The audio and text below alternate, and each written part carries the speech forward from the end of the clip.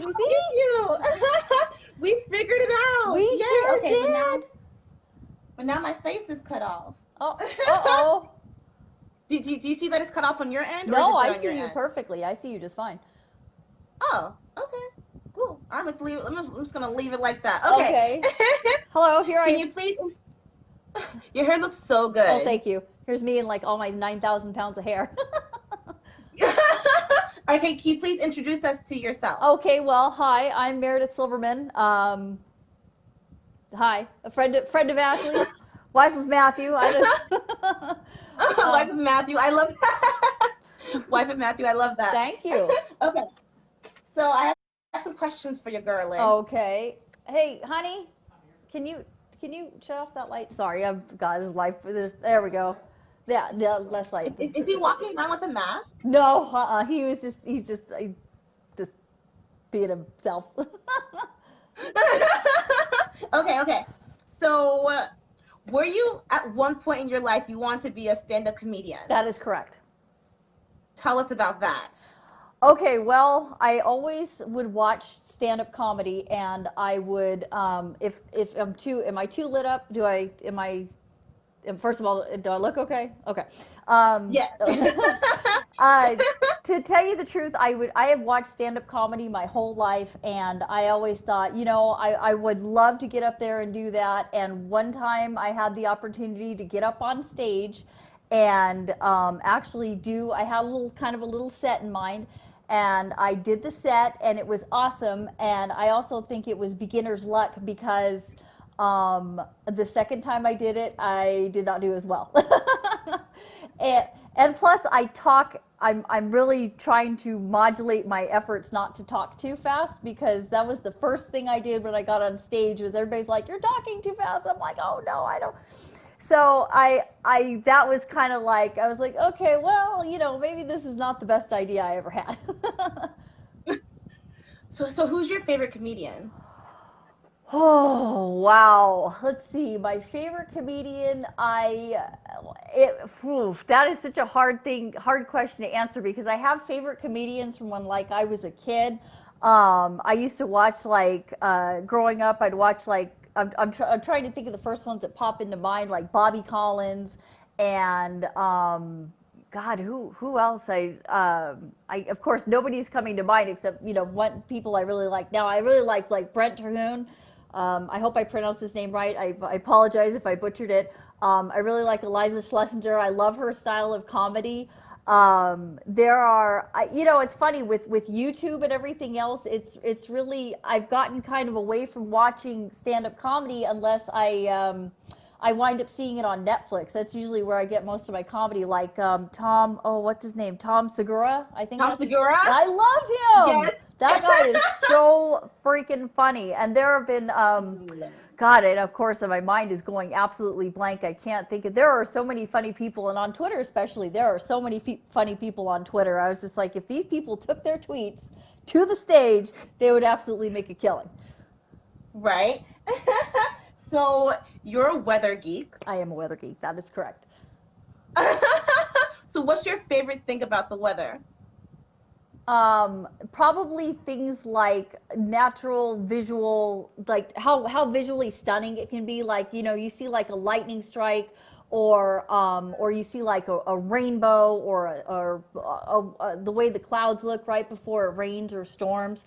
Um, I think probably the way it looks visually. I'm a very visual person. So, by the way, your hair looks great. Speaking of visual, I'm an extremely visual person. So I really like seeing the rain, seeing the lightning, seeing the rainbow, seeing all the natural, probably natural beauty of it too.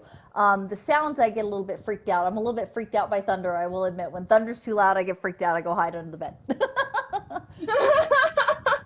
I love that. I love that. Okay, so you have an amazing blog. Oh. It's such a. I love that your writing style, because it's like it sounds like you're just talking. That's, I thank you so much for that. I'm always worried that my writing style may not be everybody's cup of tea, but I tend to write how I talk. And so I always thought, well, maybe I'll just, I thought about like doing things like taking some of my blogs and creating like a YouTube channel and reading my blog so that people, a couple of them, so people could get the gist of, how that I do write how I talk, you know what I mean? And I really, and when I'm on one, well, you've seen my tweets. You've read my blog, you know how it is. So you have this one article titled "Let's Cancel Terrible Bosses," and girl, I wish I would have read that 4 years ago. Really? It's Yeah. No, you no, go. no, you go ahead. What are you gonna say? Can you share a toxic boss experience and give someone some advice who's experiencing that now? If I had, okay, first of all, the last job that I just quit almost a year ago was the most toxic job I've ever had. I won't say the name of the company because, Bakersfield is a small town and, I don't need anybody coming to my front door talking about, why are you talking about blah? But if you read a lot about like microaggressions and just the way people speak to you, you can tell if somebody's being disrespectful.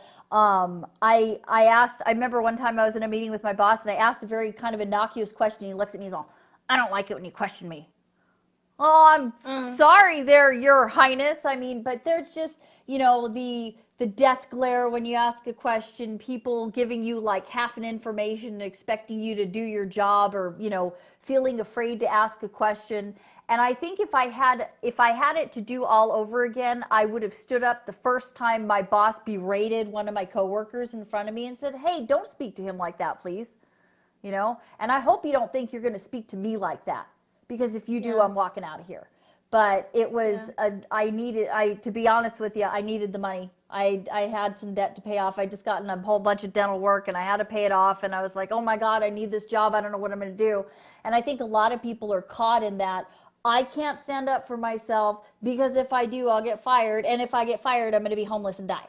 You know what I mean? And it's just, and I read article after article after article about how to get along with your tyrant boss and how to manage up and how to do this and how to do that. And basically every article I read was like, well, find another job, give it 2 weeks notice, and then ride off into the sunset. I'm like, really?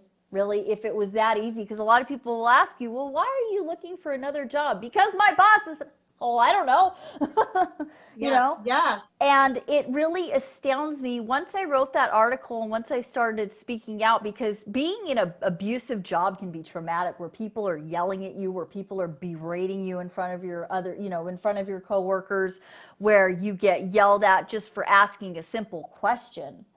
It's demeaning. It's like, it's almost like being, a lot of people say verbal abuse is still abuse. And, when you're in a personal relationship with someone who is abusive, it makes you feel worthless. It makes you feel like garbage. You feel like, you're not going to ever be able to do anything else or go anywhere else, or, and it really takes away from your self-worth. And so I think honestly, and I am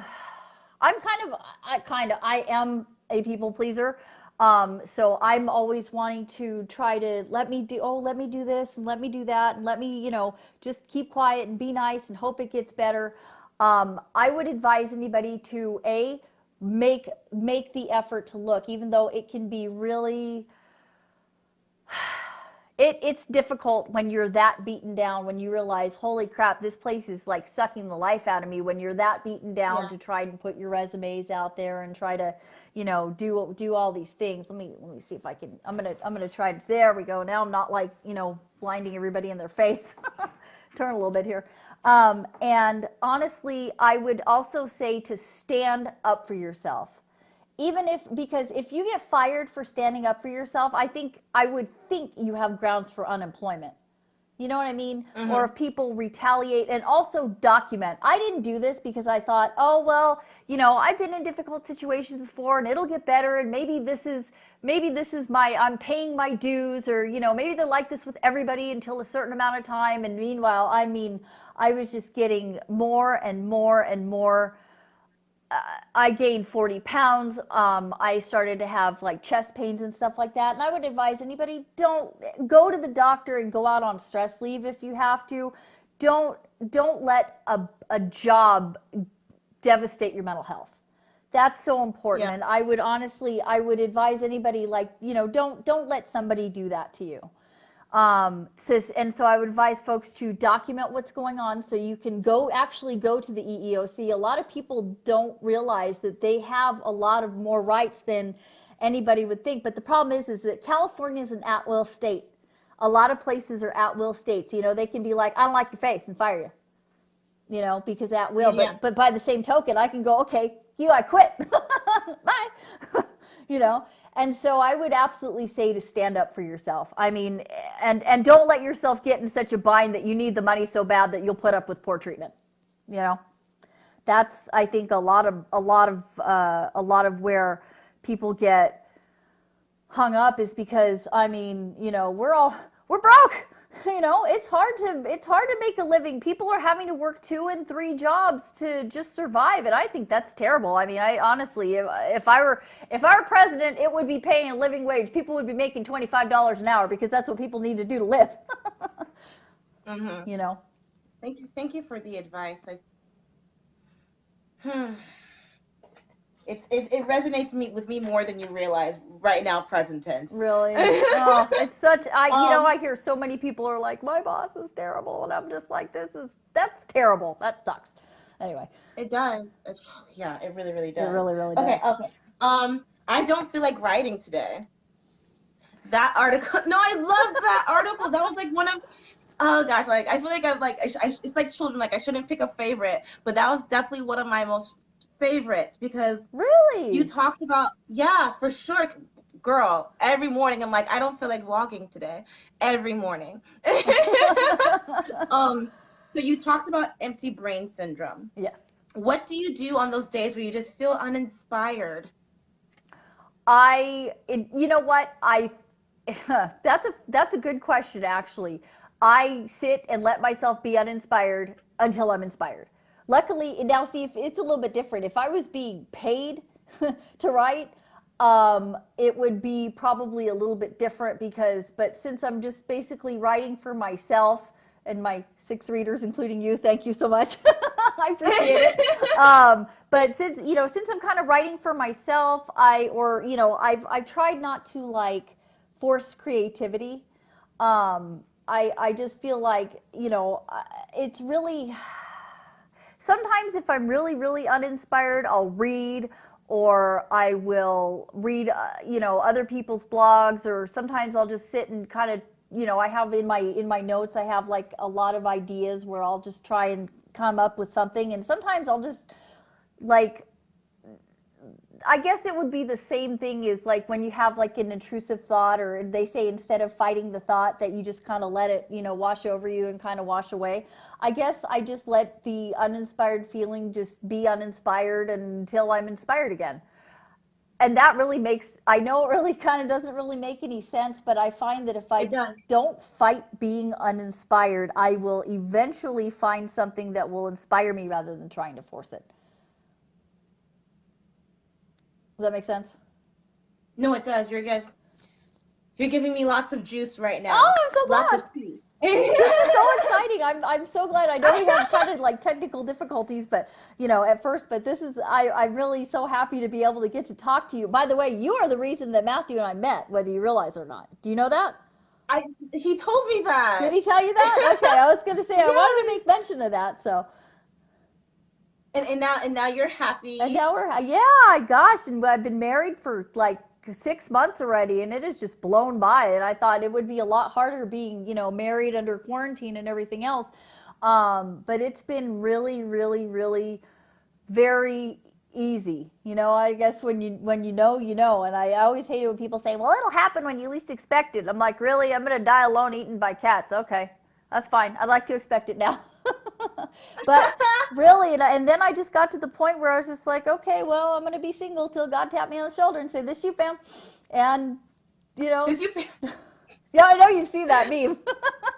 And it's the truth. I mean, that's honestly, I thought, you know what? I had to really, learned to be okay with being single, and then my perfect relationship just kind of happened out of the heavens. And yeah, Okay. I love being married, I have to say. Aw. Okay, shaken or stirred? Shaken. Why? Because stirred doesn't make it cold enough. Honestly. Really. Same. I've actually, No, same. I'm just trying to think why. I don't know why, but actually I do know why, because when you shake something over ice, for some reason, it makes it a lot colder, in my experience. Especially being from California, because I'm from Florida, and like I know you're not supposed to, but I drink water cold because I'm like I feel like I'm always hot. Oh, drinking water cold is terrific for your metabolism. It actually is better Oh, for is your, it? yeah, it's actually better for your metabolism to drink water cold, because it makes your body like heat up more and burn more calories in order to get your metabolism going up higher. So drinking super cold Okay. ice water is really, really good for you. Okay. Now I feel less guilty now. Thank you. Oh, that's so funny. That was my next question. I was like, tell us about your love story, but you already answered Oh, it. What is the best American Horror Story season? okay. I saw that question on Twitter, and I was like flummoxed, because I loved Murder House. Like I would watch that like over and over and over. I loved Murder House when it came out. I am such a huge fan of American Horror Story. I wish I could just crawl inside Ryan Murphy's mind and just sit in there, and just like watch everything that goes on. So like I said, I think on Twitter, well, yeah, it's a tie. Murder House is my favorite. It was the first one that absolutely hooked me. I loved Coven. That has definitely come in at number two. And then probably, if I had to make a third favorite, I would definitely say, what was the one before Cult? The one with Kai, the character Kai, where Evan Peters had the long hair and it was blue, and it was, Oh, oh, the one where that was the clown season, right? yes, yeah.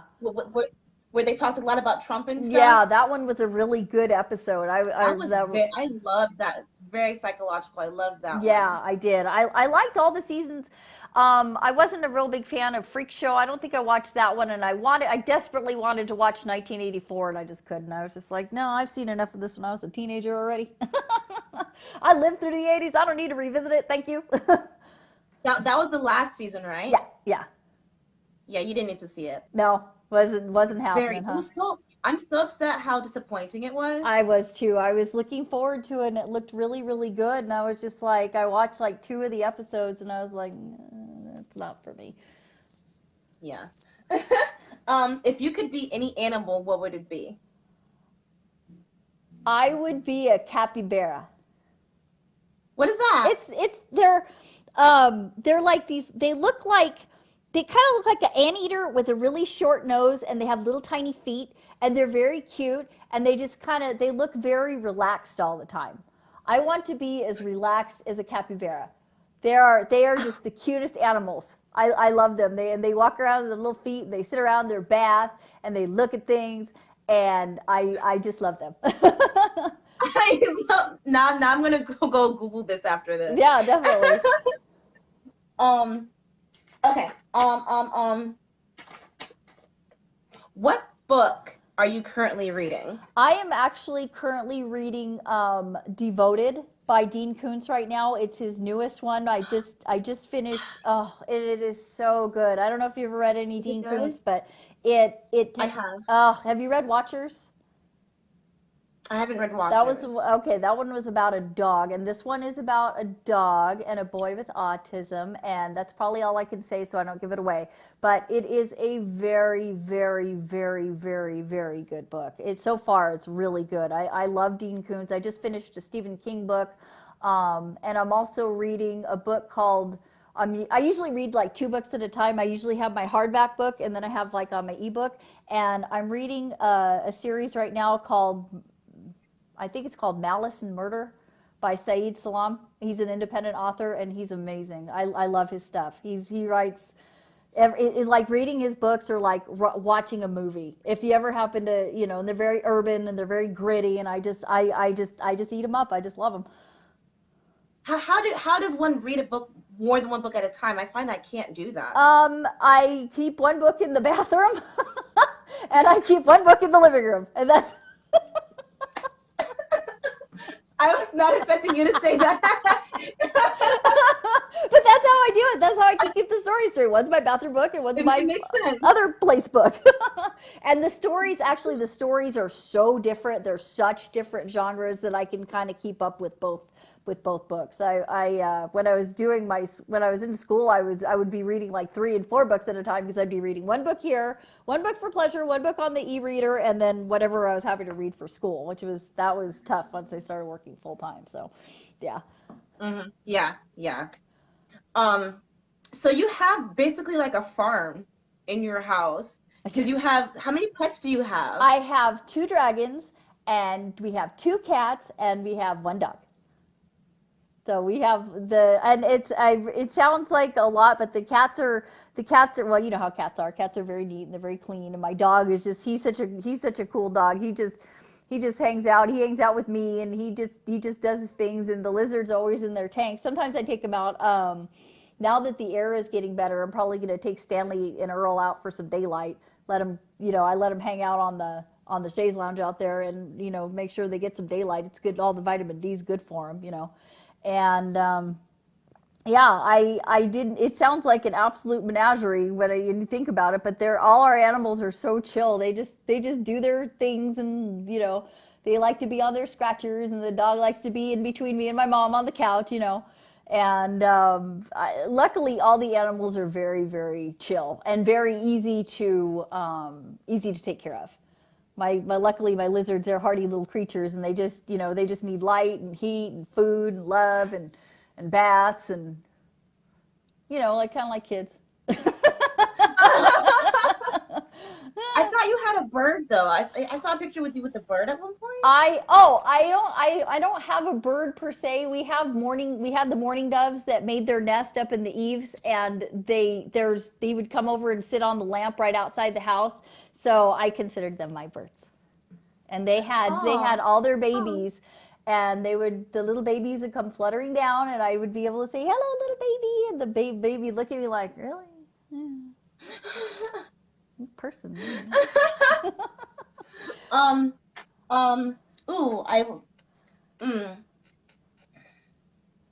So on your Twitter, in your bio, yes. You've trademarked the nicest person that you'll ever meet. Yes, nicest person on Twitter. That's and when I was coming up, no, you're super nice. You're so kind, and it's kind of unbelievable sometimes. Really? No, not in a fake way. No, not in a fake way. No. No, I guess I can. No, I'm sorry. Go ahead. I'm just like, really? That's my brother. Oh. I want you to take a second to think about this question, because when I came up with this question, it literally just popped up in my mind. I was like, that means I have to ask it. Okay. How does one become a nice person? I actually have an answer for this. Okay. About 7 years ago, I had pretty much a complete and total nervous breakdown. I wound myself up in the hospital. I thought I was, exiting the planet sounded like a good idea, which it's not, don't do that. But when all was said and done, I came out of it. I was watching the Ellen show, and when she said, be kind to one another, I really took that to heart, because I had never really considered myself. I mean, I always consider myself kind of a nice person, but I didn't make much of an effort to really be kind and think about what that meant to people. I was a very selfish person. I was very self-absorbed. I didn't really think much about politics or the state of the world or anything like that. And so what I did was I started really looking at like acts of kindness. What does kindness mean? I did kind of a lot of research and outside research and inner soul searching because I didn't like the person that I was. So I decided I took the whole be kind to others thing to heart. And I decided I wanted to be somebody that, um, I became a nice person by wanting to be one and understanding what that meant. That, you know what I mean? Asking people, hey, how are you? Saying please, saying thank you, saying, when you ask somebody, hey, how are you? You don't just listen for the fine, you listen for the intonation, and it takes a lot of interaction with people and interaction really kind of with yourself, you know.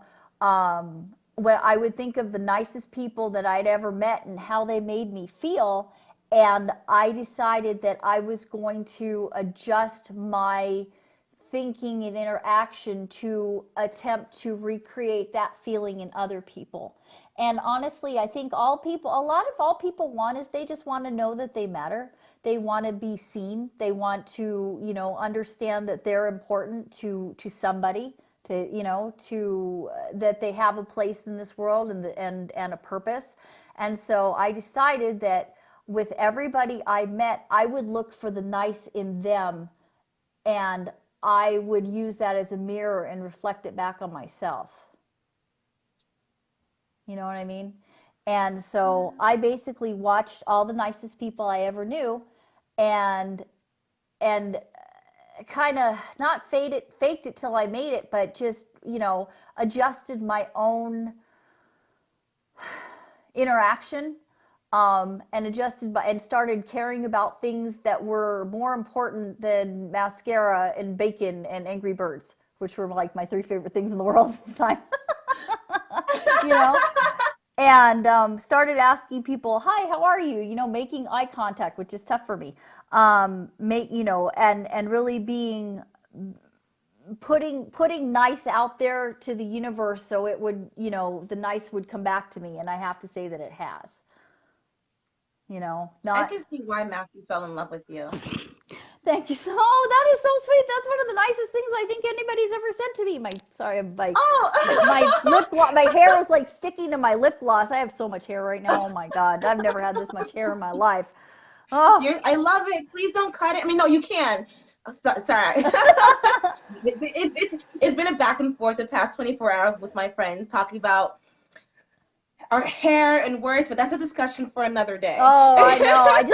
I just cut my bangs. As a matter of fact, I gave Matthew a haircut because he's getting a little shaggy, and I'm over here like watching like 80 hours of YouTube videos, and I'm like, how do you use this and do this? And I'm very pleased to say that I actually did a decent job. So, but thank you for that. Thank you so much.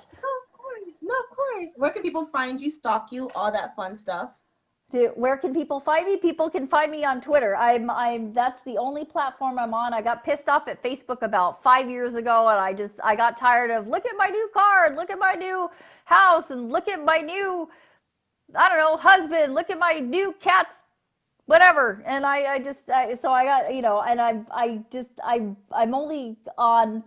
And I found the same thing with Instagram, although I'm so tempted to go back to Instagram because I love makeup and I want to see like all the beauty gurus and stuff, but I'm just like, no, I can't. I don't, and I honestly, I have the attention span of a gnat, so Twitter is about it for me.